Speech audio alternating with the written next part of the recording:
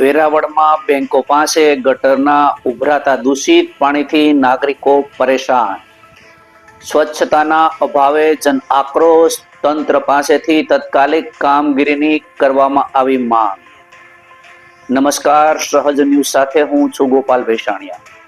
વેરાવળથી અમારા પ્રતિનિધિ પંકજ ટીલાવત પાસેથી મળતી માહિતી મુજબ કોટડા સાંગાણી તાલુકાના વેરાવળ ગામના મુખ્ય માર્ગ પર સ્થિત અનેક સરકારી તેમજ ખાનગી બેંકોમાં રોજિંદા હજારો લોકો પોતાના વ્યવસાય માટે આવતા હોય છે.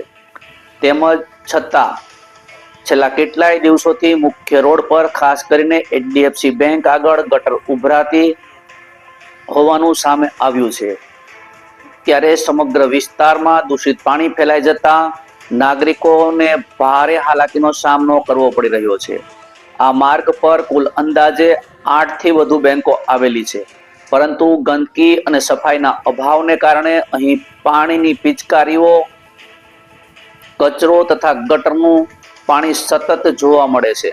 દૂષિત પાણીના કારણે વિસ્તારમાં ઉગ્ર દુર્ગંધ ફેલાઈ રહી હોવાથી બેંકમાં આવતા વડીલો, મહિલાઓ તેમજ રોજિંદા ગ્રાહકો માટે આ માર્ગ પર પસાર થવું મુશ્કેલ બની ગયું છે.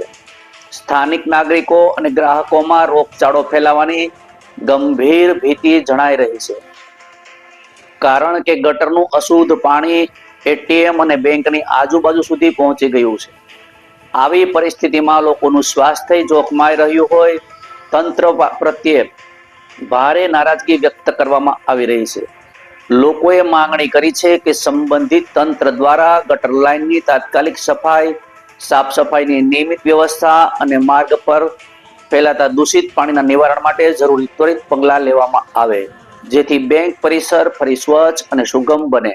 રિપોર્ટર પંકજ ટીલાવત, સહજ ન્યૂઝ, સાપર, વેરાવળ.